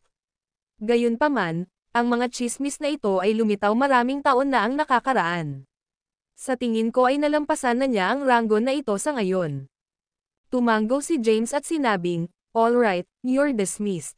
Si Quanella ay labis na nag-aalala tungkol sa bagay na iyon, ngunit si James ay tila hindi nababahala dito. Sa huli, si James ang kanilang emperador, at wala siyang autoridad na sawayin siya. Bumantong hininga siya at umalis. Pagkatapos nito, nagpatuloy si James sa pananatili sa Macchia City at maingat na binalak ang kanyang susunod na hakbang. Napagpasyahan na ni James na huwag magpapakita ng awa kung muling sumalakay ang Corinthian Army. Sa pagkakataong ito, sisiguraduhin niyang maaalala nila ang kanyang galit. Ang video na ito ay edited by Urban Storytelling. Kabanata 2643. Hinintay ni James na muling mag-atake ang Corinthian Army sa Macchia City. Gayunpaman, walang kilusan ang Corinthian Army sa mga araw na nagpapatuloy. Hindi alam ni James na ang patriarch ng Corinth sect ay nakarating na sa Macchia City. Gayunpaman, sa kabila ng pagiging isang sage sa ikawalong yugto, hindi siya makalusot sa lungsod ng Macchia upang mag-imbestiga dahil sa mataas na seguridad. Dahil hindi siya makalusot sa Macchia City, wala siyang pagpipilian kundi bumalik sa Yantard Canyon at sumali sa Corinthian Army. Ano po ang sitwasyon doon, sir? Hinimok ng Chancellor ang patriarch pagdating niya sa Yantard Canyon. Sa isang solemne na tono, sinabi ng patriarch ng Corinth sect, mahigpit na binabantayan ang lungsod ng Macchia, kaya hindi ako makalusot sa lungsod. Tinanong ng Chancellor, kung gayon, ano ang gagawin natin ngayon? Ang patriarch ng Corinth sect ay nag-isip sandali at sinabing, wala nang ibang pagpipilian kundi ang pilitin tayong pumasok sa lungsod. Ipasa ang utos at tipunin ang ating mga puwersa. Kukubkuban natin muli ang lungsod ng Makkia. Tutulungan kita sa iyong mga pagsisikap sa pagkakataong ito. Kung sapat na ang loob ng emperador ng Sangria na magpakita sa kanya sa mismong lugar, aalisin ko. Ngumiti ng nakakaloko ang Chancellor. Sa tulong mo, natitiyak kong magiging maayos ang lahat. Kung isasaalang-alang ang kasalukuyang lakas ng ating hukbo, ganap nating sakupin ang Makkia City sa loob ng 3 araw kung aalisin natin ang kanilang emperador. Pagkatapos masakop ang Makkia City, halos sa atin na ang Sangria. Magaling. Tumanggo ang patriarch ng Corinth sect. Agad na kinuha ng Chancellor ang kanyang military token. Ang token ay lumutang sa hangin at nagbuga ng gintong liwanag. Nang makita ang ningning ng token ng militar, agad na nagtipon ang mga tropa at umalis patungo sa lungsod ng Makkia para sa isa pang pag-atake. Agad na naalarma ang Makkia City nang bumiyahe ang Corinthian Army. Isang babaeng sundalo ang nagmamadaling pumasok sa pangunahing bulwagan ng City Lord's Mansion at lumuhad sa lupa, na nagsasabing, mayroon kaming balita. Kamahalan, ang Corinthian Army ay muling patungo sa Makkia City. Nang marinig ito, nagdilim ang ekspresyon ni James, at ang kanyang mga mata ay kumikislap na puno ng dugo. James murmured, mukhang hindi atras ang Corinthian Army maliban kung turuan natin sila ng malupit na leksyon. Ngayong siya na ang emperador ni Sangria, nilayon niyang tiyakin ang kaligtasan ni Sangria, novel drama. Tumayo si James at sumigaw, ipasa ang utos. Ay standby ang buong hukbo at hintayin ang susunod kong mga tagubilin. Naiintindihan. Matapos malaman na ang Corinthian Army ay naglulunsad ng isa pang pag-atake sa Makkia City, nagpasya si James na magiging malupit siya sa Corinthian Army upang hindi na sila makapagplano ng panibagong pagsalakay sa loob ng ilang sandali. Nakahanda ang 50 milyong tropa ng Makkia City. Samantala, pinangunahan ni James sina Walgones, Delaney, at Winnie palabas ng lungsod. Naglakbay ang 4 sa direksyon ng Yantard Canyon. Matapos lumipad ng walang tigil sa loob ng isang araw, sa wakas ay huminto ang 4. Nag-hover sila sa kalangitan sa ibabaw ng ilang mga guho. Ang lugar sa ibaba ng mga ito ay isang ganap na pagkawasak, at ang lahat ng mga halaman sa lugar ay raised sa lupa. Ang lugar ay nabawasan sa ganitong estado pagkatapos na dumaan si James sa kanyang nakaraang kapigatian. Sinabi ni James, mananatili tayo rito at naghihintay para sa Corinthian Army. Sinabi ni Walgones, sa paghusga sa bilis ng paglalakbay ni Corinthian Army, lalabas sila sa lugar na ito sa loob ng halos 2 araw. Tumanggo si James at mahinahong sinabi, Ma'am, wala akong pakialam kung sino ang magpapakita sa oras na ito, hindi ako magpapakita sa kanila ng anumang awa. Ang video na ito ay edited by Urban Storytelling. Kabanata 2644. Nanatili silang 4 sa paligid pansamantala habang hinihintay ang pagdating ng Corinthian Army. Lahat sila ay nagpakawala ng hangin dahil alam nilang ang pinakamalakas na tao sa Corinth ay ang patriarch ng Corinth sect. Bukod kay Delaney, madaling talunin o mapatay ng iba pang 3 taong naruroon ang patriarch ng Corinth sect. Ipaubaya mo ito sa akin, kamahalan. Humakbang si Winnie at tumingin kay James ng may pagmamakaawa. Habang patuloy na pinapabuti ni Winnie ang kanyang cultivation rank, lumakas ang kanyang side of judgment. Gayunpaman, hindi siya nakipaglaban sa isang tunay na kaaway at hindi alam kung gaano kalakas ang kanyang side of judgment. Hindi. Binatukan ni James ang kahilingan ni Winnie na lumaban mag-isa. Stay put for now and don't take action without my orders. Fine, walang ganang sagot ni Winnie. Si Delaney naman ay nanatiling tahimik. Bagamat naabot niya ang ika-5 yugto ng Sage Rank, nakilala niya na hindi siya kalaban para sa isang kalaban sa ika-8 yugto ng Sage Rank. Nanatiling kalmado rin si Walgones. Ang 4 ay matiyagang naghintay sa mga guho. Lumipas ang 2 araw sa isang kisap mata.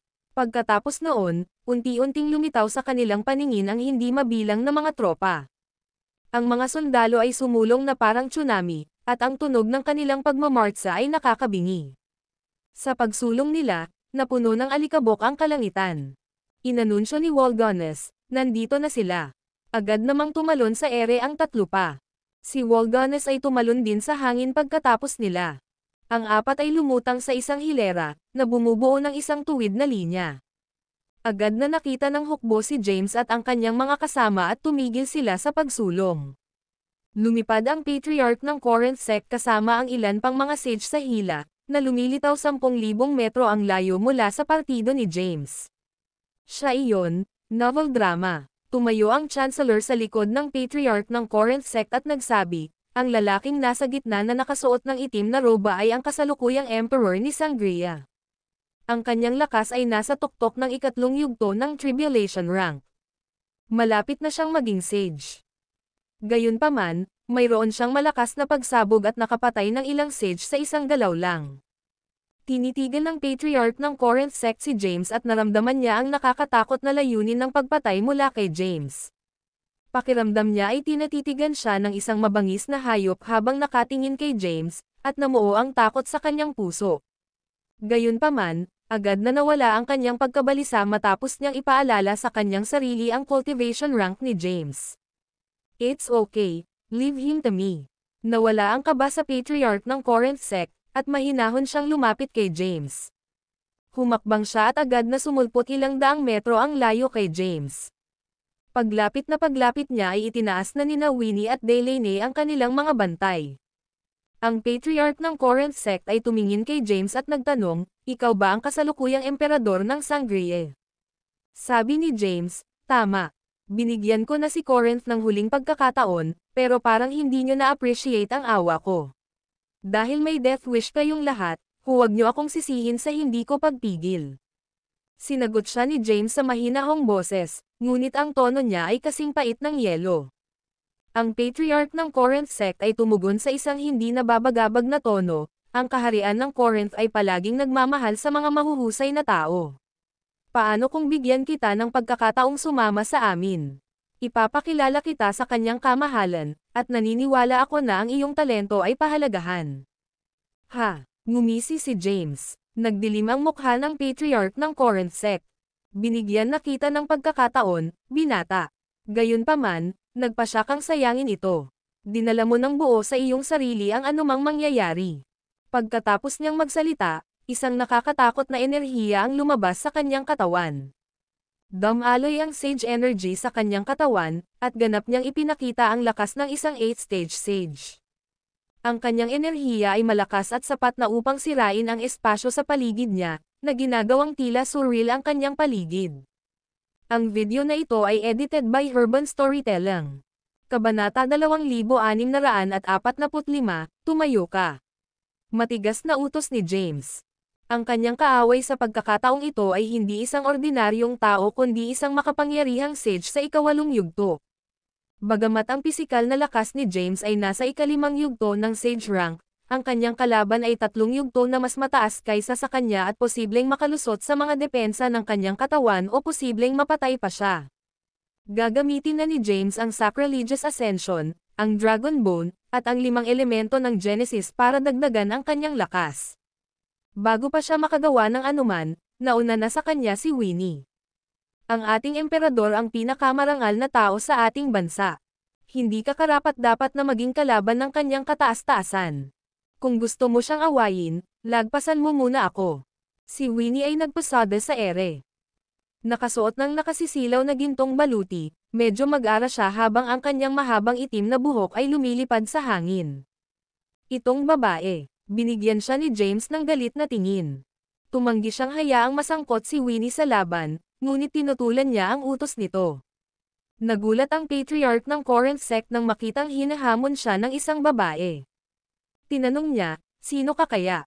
Nararamdaman niya na ang lakas ni Winnie ay kakilakilabot ngunit hindi niya matiyak ang kanyang cultivation rank.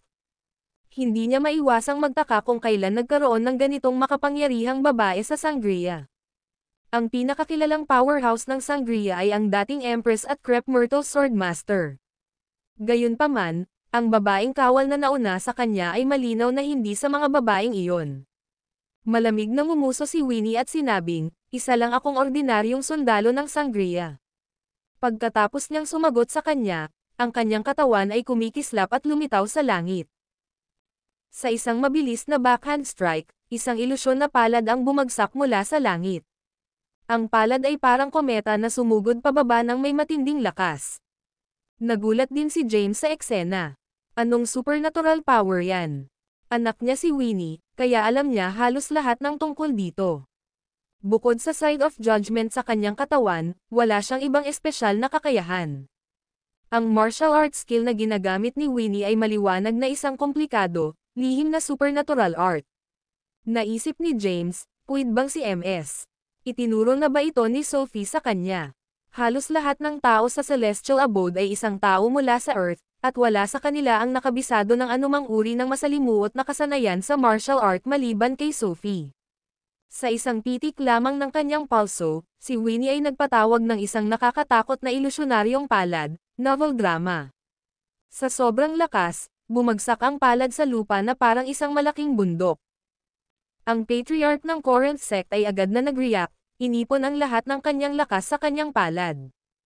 Pagkatapos, inihagis niya ang kanyang mga braso para ilihis ang palad na bumaba mula sa langit. Boom! Nagbanggaan ang dalawang puwersa sa kalangitan, na nagdulot ng pagsabog at shockwave na kumalat sa paligid na parang mga alon sa ibabaw ng tubig. Tumayo ka. Agad na inutusan ng Chancellor ang mga sundalo na umatras sa isang ligtas na distansya. Agad na nawasak ang atake ng palad ni Winnie. Kasabay nito, naramdaman niya ang isang nakamamatay na puwersa na lumalapit sa kanya. Ang impact ay tumama sa kanyang katawan at nagpalipad sa kanya. Umikot ang blood energy ni Winnie, at iniluwa niya ang isang subo ng dugo. Masobrahan mo ang iyong sarili. Ngumisi ang patriarch ng Corinth sect, nagpatawag ng kumikinang na mahabang espada sa kanyang kamay, pagkatapos ay sinugod si Winnie ng buong bilis. Ibinaba niya ang kanyang espada sa kanya, nais na maalis si Winnie at tapusin ang labanan sa isang mapagpasyang hakbang. Naramdaman ni James na nasa panganib si Winnie. Nang makikialam na siya, bigla niyang naramdaman ang isang malakas na puwersa na kumukuha sa loob ng katawan ni Winnie. Naisip ni James, gamitin na ba niya ang side of judgment? Alam niya na ang side of judgment ang sandata ng mga tagahatol ng langit. Na-curious si James na makita kung gaano kalakas ang sandata. Hindi siya nagmamadaling pumasok at pinanood ang labanan mula sa malayo, umaasang masaksihan niya ang kapangyarihan ng side of judgment para sa kanyang sarili. Ang video na ito ay edited by Urban Storytelling. Kabanata 2646 nang makita niyang nasugatan si Winnie, gusto ni James na makialam sa laban. Gayunpaman, naramdaman niya ang matinding aura na nagmumula sa katawan ni Winnie. Alam ni James na malamang na ito ang side of judgment dahil ito lang ang desperadong sukat na mayroon si Winnie sa kanyang arsenal. Nakita na niya ang side of judgment noon ngunit hindi siya sigurado kung gaano ito kalakas. Dala ng kuryosidad, hindi siya nagmamadaling makialam sa labanan bagkus ay naghintay at nanood. Kung talagang nahihirapan si Winnie, gagawa siya agad ng aksyon. Matapos sugatan ng patriarch ng Corinth sect si Winnie sa kanyang naunang pag-atake, naramdaman din niya ang malakas na puwersa na nagmumula sa katawan ni Winnie. Ang babaeng ito ay hindi pangkaraniwan. Ang patriarch ng Corinth sect ay tumingin sa unahan na may pakiramdam ng kaba, at tumaas ang kanyang hangarin na pumatay. Ang pinakamahalagang bagay ay ang patayin ang kanyang kalaban sa lalong madaling panahon. Pagkatapos niyang magpasya na patayin si Winnie, ang enerhiya na nagmumula sa kanyang katawan ay lumakas din, at ang mahabang espada sa kanyang kamay ay mas kuminang. Mapanganib ito. Naramdaman ni Waldonis ang nakamamatay na layunin ng patriarch ng Corinth sect, at malungkot siyang tumingin. Papasok pa lang ay naramdaman na niya ang pagbabago ni Winnie. Hindi niya maiwasang mapabulalas, may higit pa sa babaeng ito kaysa sa inaakala ko. Sa sandaling iyon, lumitaw ang patriarch ng Corinth sect sa harap ni Winnie. Inihagis niya ang kanyang espada sa kanya, at isang nakabulag na sword light ang bumungad, na nagbabantang hahatiin siya sa kalahati. Isang itim na kinang ang biglang kumislap mula sa katawan ni Winnie sa mga sandaling iyon. Nagsama-sama ang itim na liwanag at nabuo ang isang itim na scythe. Hinawakan niya ang itim na scythe at pinigilan ang atake ng kanyang kalaban. Boom! Ang mahabang espada at itim na scythe ay tumakas ng malakas laban sa isa't isa. Ang lakas ng A-Colossal ay sumabog at yumanig sa paligid, na nagdulot ng mga pagbaluktot at bitek sa espasyo sa kanilang paligid. Mukhang nakakatakot ang eksena. Clink! Ang tunog ng pagkabasag ng sandata ay nagmula sa langit. Matapos magbanggaan ang dalawang sandata, naputol sa kalahati ang mahabang espada. Isang malakas na puwersa ang kumalat sa kalangitan at tumama sa Patriarch ng Corinth sect, na agad na nagdulot sa kanya ng matinding pinsala. Bumagsak ang kanyang katawan mula sa langit at bumagsak sa mga guho sa ibaba, na nagpapahina sa kanya. Sa kabilang banda, si Winnie ay nagpasada sa langit habang ang magulo niyang buhok ay kumakawala ng ligaw at tumutulo ang dugo sa gilid ng kanyang labi. Nakahawak siya sa kanyang itim na side na naglalabas ng itim na ambon. Maging ang kanyang aura ay nagbago dahil sa sandata. Sa pagkakataong iyon, nagmistulang Diyos ng kamatayan si Winnie. Ano yun? Napabuka ang panga ni Waldones sa gulat. Hindi siya makapaniwala na nakatago ang isang nakakatakot na powerhouse sa gitna ni Sangria. Sa di kalayuan, ang mga sage mula sa Corinth ay natakot matapos masaksihan ang labanan. Si James lang ang isa ng malaking banta sa kanila. Ngayon ay may isa pang makapangyarihang babae na nagpakita sa tabi niya. Napagtanto nila na si Sangria ay puno ng nakamamatay na banta. Sa sandaling iyon, isang mapanghamon na dagandong ang sumabog mula sa mga guho. Bumangon si Aman mula sa lupa at tungo sa langit. Ito ay ang Patriarch ng Corinth sect, novel drama. Siya ay nasa isang kakilakilabot na estado. Magulo ang kanyang buhok at duguan ang kanyang katawan. Damn it! Galit na nagmura siya. Siya ang Patriarch ng Corinth sect at tumayo sa ikawalong yugto ng Sage rank. Gayunpaman, siya ay nasaktan ng isang babae lamang. Hindi niya nakayanan ang gayong suntok sa kanyang ego. Ang Patriarch ng Corinth sect ay nagalit. Nag-activate ang Sage energy sa kanyang katawan, at pinakawalan niya ang kanyang buong lakas. Hinawakan ni Winnie ang kanyang itim na scythe at itinutok ito sa kanya. Walang emosyon ang kanyang magandang mukha habang malamig na sinabi, "You've walked right into your own death." Haha! Ang Patriarch ng Corinth sect ay tumawa ng nakakatuwang. Habang pinamumunuan ko ang mundong ito, hindi ka pa ipinapanganak. Dahil pinilit mong mamatay, huwag mo akong sisihin sa pagiging walang awa mo. Ang video na ito ay edited by Urban Storytelling. Kabanata 2647 malamig ang ekspresyon ng mukha ni Winnie. Hinawakan niya ang itim na scythe sa kanyang kamay. Ang itim na enerhiya ay lumabas mula sa scythe at nagtipon upang bumuo ng isang phantom scythe. Ang scythe ay humigit kumulang 100 metro ang haba at naglabas ng mapangwasak na kapangyarihan. Maging si James ay nabigla at napabulalas nang hindi sinasadya nang makita ito, napakalaki ng lakas. Sa sandaling iyon, ang Patriarch ng Corinth sect ay ginamit ang lahat ng kanyang lakas at sinumpa si Winnie na may layuning patayin siya. Sa sandaling kumilos siya, ang kanyang scythe na nabuo ng itim na enerhiya ay bumagsak sa kanya. Ang itim na scythe ay tumama sa Patriarch ng Corinth sect. Arg! Ang Patriarch ng Corinth sect ay sumigaw. Nanlamig siya sa hangin sa hindi makapaniwala habang nanlalaki ang mga mata. Arg! No! Umalingaw-ngaw sa kalangitan ang nakakatakot niyang boses. Habang umaalingaw-ngaw ang boses ng Patriarch ng Corinth sect, tumama ang itim na scythe sa kanyang katawan at sumabog ang lalaki. Nawala siya sa isang iglap. Sa di kalayuan, nanginginig sa takot ang Chancellor at napaatras nang makita ang eksenang ito. Ang mga sage ng Corinth ay naiwang naguguluhan din, at nanginginig sa kanilang kaibuturan. Ang Patriarch ng Corinth sect ay isang 8th stage sage. Sa sobrang lakas, halos hindi na siya matalo sa Galileo. Sa kabila nito, ang isang powerhouse na tulad niya ay napatay sa isang galaw, at ang kanyang kaluluwa ay agad na nabura.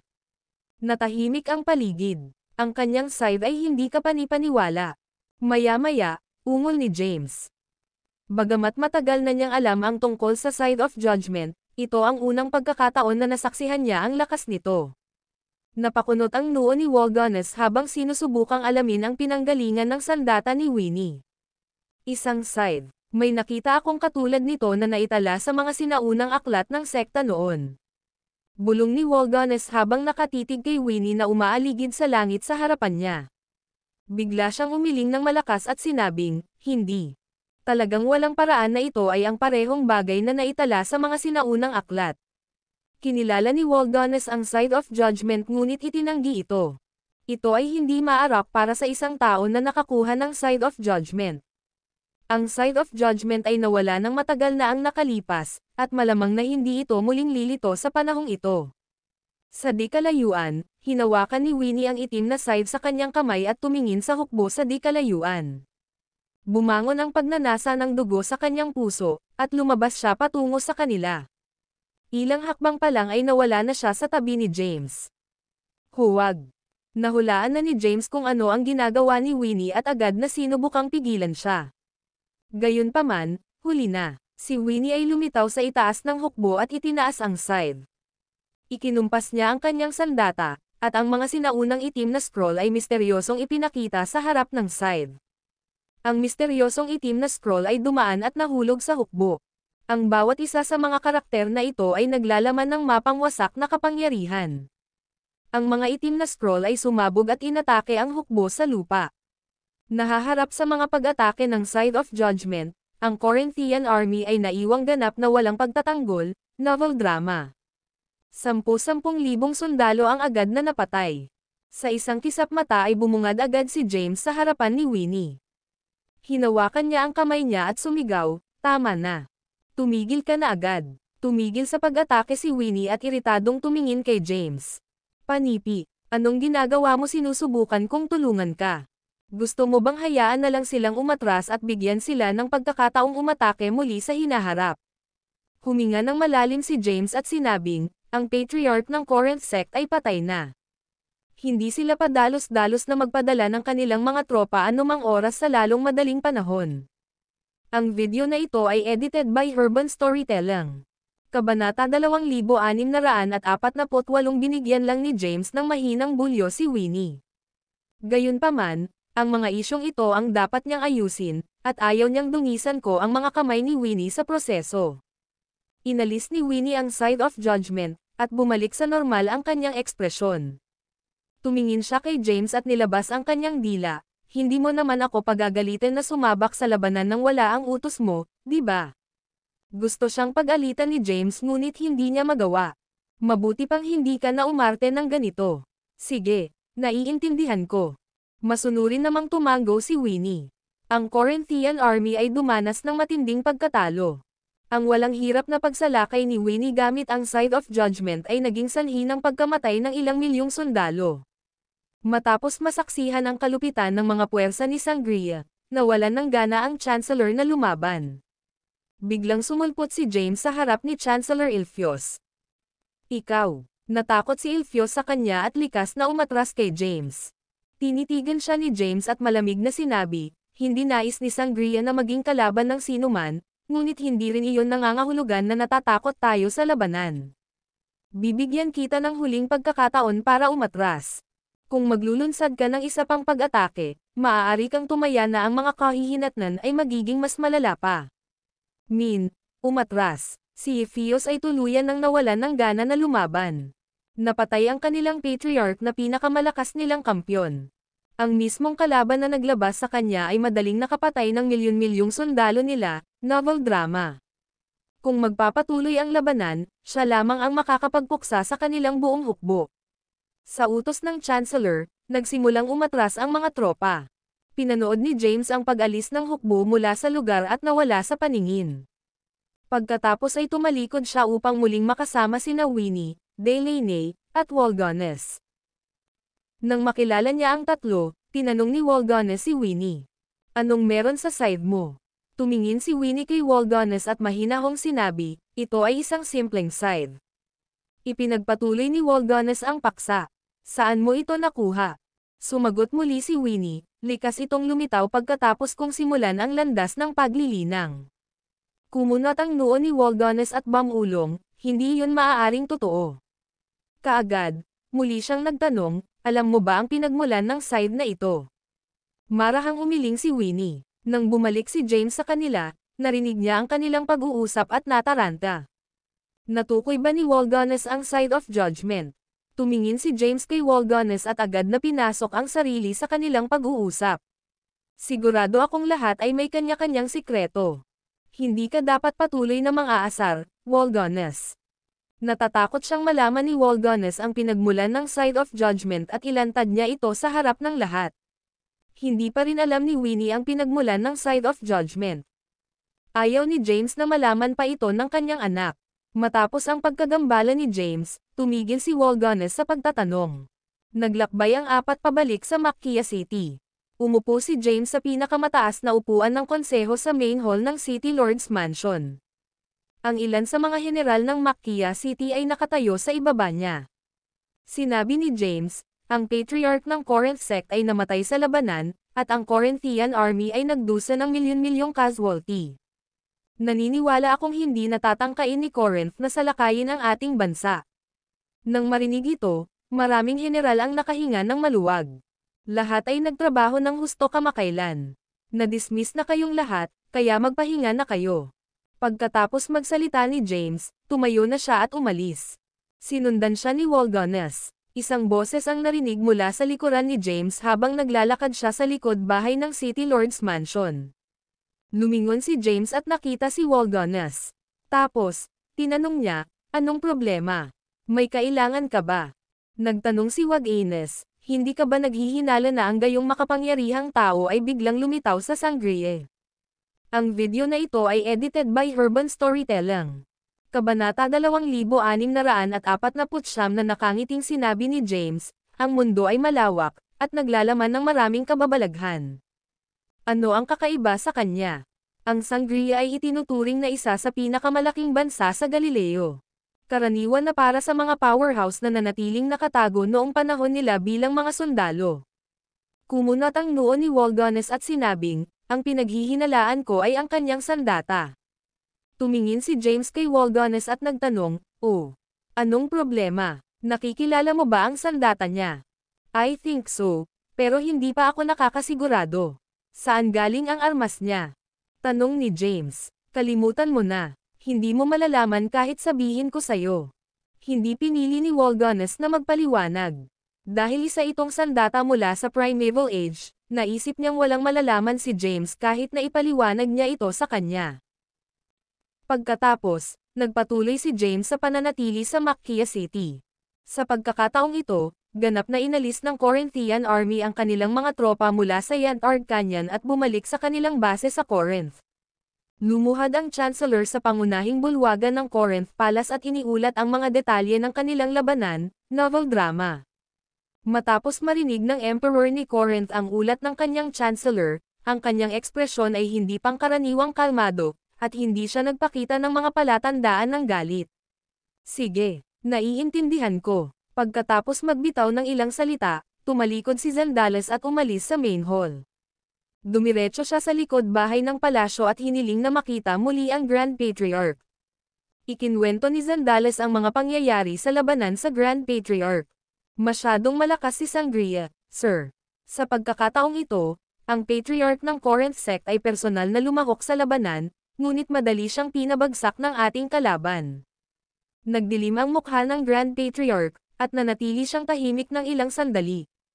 Nagpatuloy ulit sa pagsasalita si Zandales, Sir, kumakalat na ang nakatadhana na lumitaw sa sangria at siya ang magpapawalang bisa sa sumpa.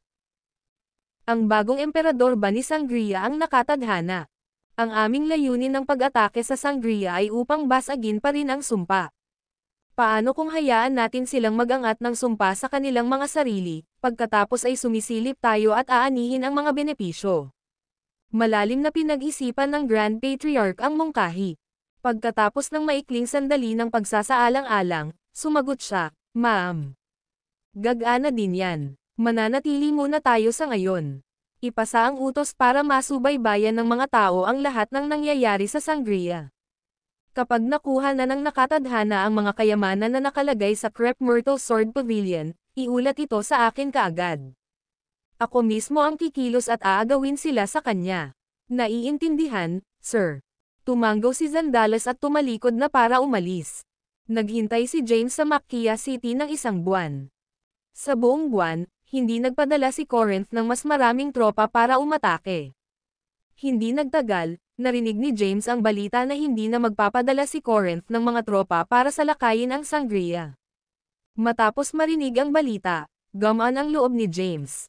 Inayos niya ang ilang tropa na mapwesto sa Macchia City, pagkatapos ay pinamunuan niya sina Walgones, Winnie, Coanella, Delaney, at ang iba pa pabalik sa Imperial Capital ng Sangria.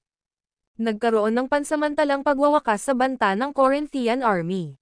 Ang susunod na hakbang ay upang hanapin ang Crep Myrtle Divine Sword at Sangria's Imperial Jade Seal. Umupo si James kasama si Walgones sa likod bahay ng Sangria Palace. Nagtanong siya, ang Crep Myrtle Swordmaster at Empress Shiana ay nagpunta para hanapin ang Crep Myrtle Divine Sword at Sangria's Imperial Jade Seal, ngunit saan nga ba sila nagpunta para hanapin ito? Bakit walang balita mula sa kanila pagkaraan ng mahabang panahon? Umiling si Walgones at sumagot, hindi ko rin alam.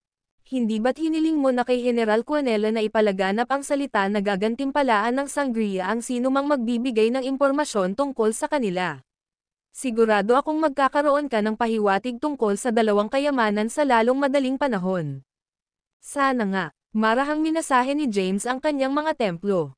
Namiss niya ang pagpunta sa Earth. Una, naglakbay siya sa Demon Realm, pagkatapos ay dumating sa Galileo. Siya ay ganap na wala sa ugnayan sa sitwasyon sa Earth at nag-aalala na ang ikatlong kalamidad ay tumama dahil napakatagal na panahon ang lumipas. Ano ang ikatlong kalamidad ng daigdig? Iniisip niya ang kanyang tahanan, huminga siya ng malalim. Napagkamalan ni Walgones na ang pag-uugali ni James ay nag-aalala tungkol sa Crep Myrtle Divine Sword at Sangria's Imperial Jade Seal, kaya inaliw niya si James, na nagsasabing, huwag kang mag-alala. Maaari mong gawin ang iyong oras sa paghahanap nito. Sigurado akong makakahanap tayo ng mga pahiwatig tungkol sa kanila sa lalong madaling panahon. Ang video na ito ay edited by Urban Storytelling. Kabanata 2650 ang mga pag-atake ni Corinth sa Sangria ay nakakuha ng atensyon ng lahat ng mga bansa sa Galileo. Matapos patayin ang Patriarch ng Corinth sect, natapos ang usapin. Nagulat ang mga powerhouse sa buong planeta sa lakas na ipinakita ni Sangria. Ang Sangria ay isang makapangyarihang bansa. Hindi ko inaasahan na magkakaroon ng isang powerhouse na madaling magpabagsak sa Patriarch ng Corinth sect sa Sangria. Narinig ko ang mga alamat ng isang nakatadhana sa Sangria na ipinasa mula noong sinaunang panahon. Nabalitaan na sa wakas ay nagpakita na siya. Ang taong ito ay immune sa sumpa ng bansa at nakatakdang makuha ang mga kayamanan na nakatago sa Crep Myrtle Sword Pavilion at sa Sangria. Ang nakatadhana ay dapat ang bagong emperador ng Sangria, si James Caden.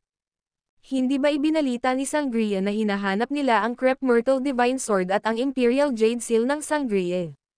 Ginagantimpalaan nila ang sinumang nagbibigay ng impormasyon tungkol sa dalawang kayamanan. Sandaling naibalik ang kapayapaan sa Sangria. Tinalakay ng mga magsasaka sa buong planeta ang mga gawain ni Sangria. Napag-usapan ng lahat ang tungkol sa pamana na nakatago sa Crep Myrtle Sword Pavilion at ang mga sikretong itinago ni Sangria sa mundo. Matapos kumalat ang balita na hinahanap ni Sangria ang Crep Myrtle Divine Sword at ang kanilang Imperial Jade Seal, nagsimulang ipagpalagay ng mga cultivators sa buong planeta na ang dalawang item na ito ay may kaugnayan sa pamana ng swordsmanship na itinatago sa loob ng Crep Myrtle Sword Pavilion. Dahil dito, sinubukan ng mga magsasaka sa buong planeta ang kanilang makakaya upang mahanap ang Crep Myrtle Divine Sword at ang Imperial Jade Seal ng Sangria. Matapos alisin ang pinakamalaking banta ng Sangria, pansamantalang nanatili si James sa Sangria Palace. Samantala, naiinip sina Winnie at Delaney, kaya lumabas sila para maglibot sa planeta. Hindi naman masyadong nag-aalala si James sa kanila. Sa kasalukuyang lakas ni Winnie, kakaunting tao lang sa Galileo ang makakatalo sa kanya. Sa kabilang banda, nawala si Walgones, naiwan si James na walang alam sa kanyang kinaroroonan. Gayunpaman, hindi nag-abalang tingnan ito ni James. Bago ito, kailangan niyang lumaban ng walang tigil sa loob ng 30,000 taon. Ngayong wala na siyang magawa, ginamit niya ang oras para magpahinga at mamuhay ng hindi normal at walang pag-aalala. Samantala, si Walgones ay tahimik na umalis sa palasyo at nagtungo sa Crep Myrtle Sword Pavilion. Sa panahong ito, matagumpay na kinuha ni Yanina ang Crep Myrtle Sword Pavilion at naging bagong Swordmaster. Nakaupo si Waldones sa isang bato sa bundok sa likod ng pangunahing tuktok ng Crepe Myrtle Sword Pavilion at nag-iisip sa malayo habang si Yanina ay nakatayo sa tabi niya.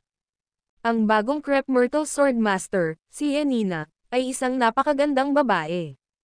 Nakasuot siya ng maganda at mahabang damit na nagbigay sa kanya ng ethereal na anyo at naglalabas ng aura ng kakisigan.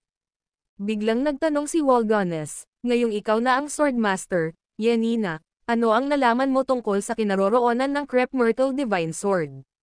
Marahang umiling si Yanina at sinabing, "Wala pa akong masyadong natuklasan. Ang alam ko lang ngayon ay matagal na itong nawala. Halos walang mga tala tungkol dito sa mga sinaunang aklat." Nagtanong si Waldones, "May alam ba ang dating master ng sword tungkol dito?" Zandi. Nag-isip sandali si Yanina at sumagot, si Zandi ay naging Crepe Myrtle Sword Master sa loob ng 80,000 taon. Siya ang personal na hinirang ng Sword Master na nauna sa kanya, kaya dapat mas marami siyang sikreto kaysa sa akin. Puntahan natin siya sa piitan. Tumayo si Waldones at tinungo ang piitan. Ang piitan ay basa at madilim, novel drama. Clack, clack, clack. Ang mga yabag ay nagmula sa malayo. Ang tunog ng papalapit na mga yabag ay sumabad sa pagtatanim ni Zandi. Dahan-dahan niyang iminulat ang kanyang mga mata, tumingin sa labas ng piitan, at nakita si Waldones. Sa pagkakataong iyon, lubos na nag-improve ang kutis ni Zandi. Matapos bumalik ang kulay sa kanyang pisngi, hindi na siya nakakatakot. "Bakit nandito ka na naman?" Malamig na tinignan siya ni Zandi. Binuksan ni Waldones ang bakal na pinto ng piitan at pumasok sa loob. Casual niyang ikan-away ang kanyang kamay, at lumitaw ang isang upuan mula sa manipis na hangin. Umupo siya at tumingin kay Zandi na naka-lotus position sa lupa. Ngumiti siya at sinabing, "Obviously, I came because I have something to ask you."